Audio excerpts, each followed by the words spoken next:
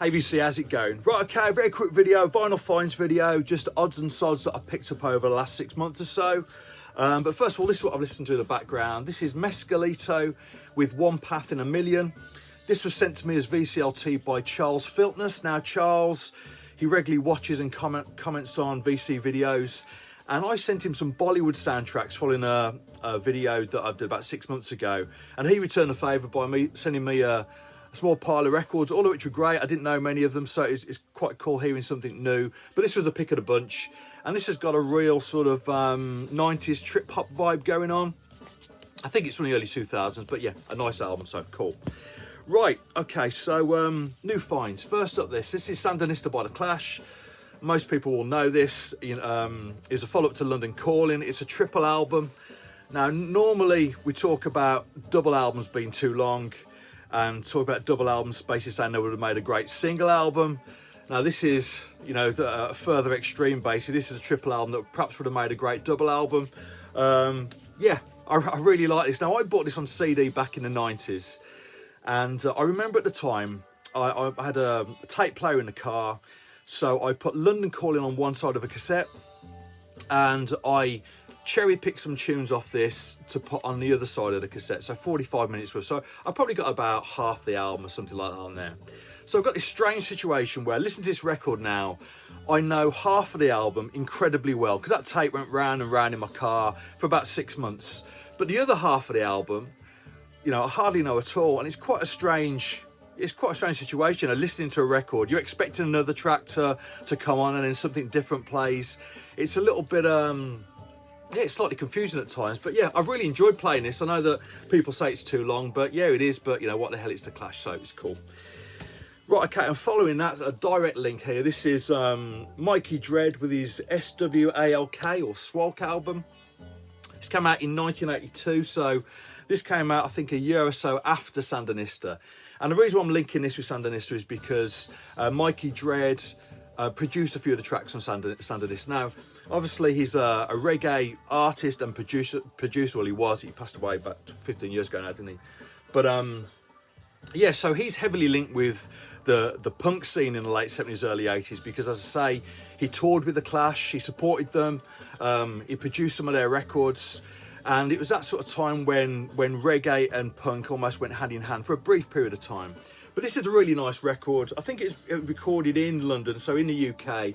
It has quite a UK reggae feel to it. It is a roots reggae record, but yeah, a really nice record. I'll perhaps do a needle drop on one of the tracks from here because this is one that I've been playing quite a bit recently.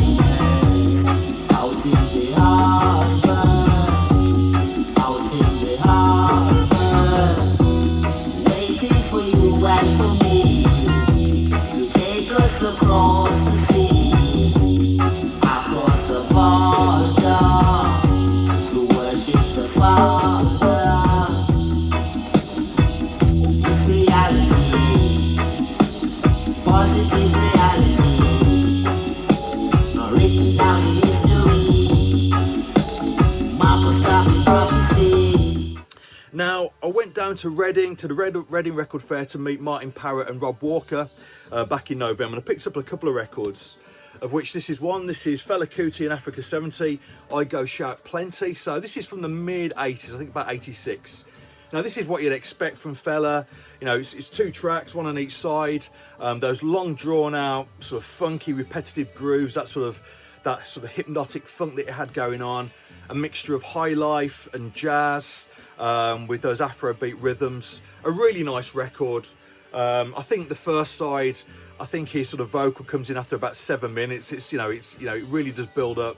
And then when it does come in, it's that sort of call and response vocal thing that he had going on. But yeah, a really nice record and in pretty good nick as well. There's a bit of writing on the cover, but pretty nice. And from the same seller, this was only cheap. Another Nigerian record. This is Sweet Breeze and their album Advice. I think this is late 70s. And this is more of a pop sound, an African pop sound. albeit it's quite soulful in places, and there's a nice bit of fuzz tone guitar on here as well, so I'll perhaps do a needle drop on one of the tracks off that as well. Miss Patience without patience. Who gave you that name? Miss Patience without patience. Are you not ashamed? Miss Patience without patience. Then take it off, you put it on, and then Miss Patience without patience. Hey, hey, hey, hey. Miss Patience without patience.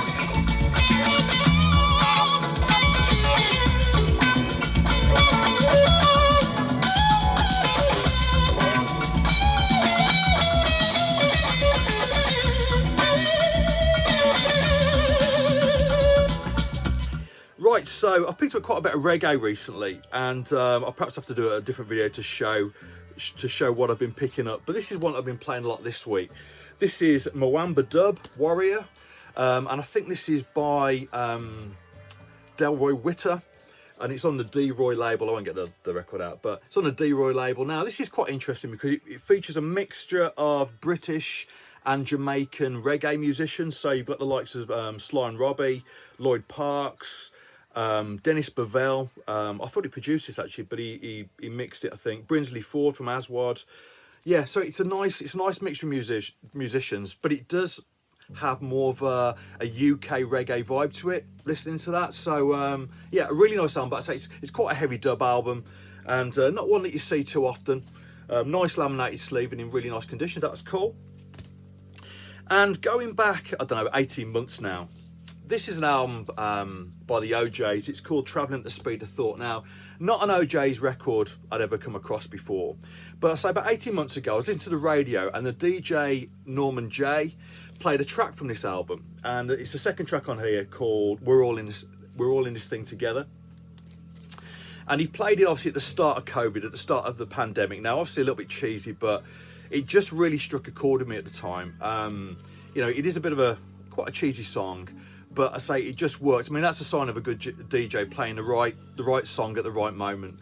And as I say, it made me go and get this record. This is just a cheapie, and I think it cost me £4 or £5 or something like that. But a really nice record. I've been playing this one quite a bit over the last few months. It's a bit of a hodgepodge, a bit of a mixed bag. There's a couple of live tunes on here. But certainly it's worth checking out for the opening track, Travelling at the Speed of Thought, which is obviously the title track, and We're All in This Together. I think those songs are lovely. So it's a late 70s record on Philly International, but very cool. Right, and I've had a bit of a Neil Young thing going on over the last month or so. Now, that's on the back of his album Barn coming out, the album that he put out in December with Crazy Horse. Now, I haven't bought a new Neil Young album in years. I think the last time I bought a Neil Young album at the time of its release was probably Silver and Gold, which is over 20 years ago now. But I streamed this album, so when it came out, and you know, sign of a good record. I streamed it once and I went straight back to the beginning and streamed it again because I think he's right on form with this record. Great melodies. Obviously, he's always been a brilliant songwriter, but it's got that laid-back, ramshackle feel to it.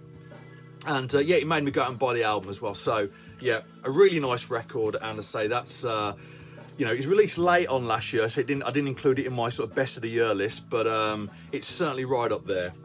And on the back of that, I've been listening to this. This is Zuma. Obviously, this came out in the early 70s, I think 75 actually, slightly later than I thought. But I bought this album about 15 years ago at a car boot sale, and when I got it home, it was warped. So albeit I've had it for 15 years, I'd never heard it. Now, my local shop, Music Is The Answer, the owner there, John, he bought an Orb record flattening machine, so he very kindly flattened this for me. And yesterday I gave it a spin for the first time after owning it 15 years. Sounded great as well, so I've been on a bit of a Neil Young kick recently, so that's very cool. And finally, yeah, I just want to show this. This is Rick Danko and his solo album, I think from 78 or 79, no 78 on Arista. Now Rick Danko was obviously in the band, a beautiful soulful vocalist. And yeah, this album's very nice. It does have a bit of a late 70s production sound. At times it's a little bit yacht rocky, and I might do a bit of a needle drop on this as well. So there you go. Cheers.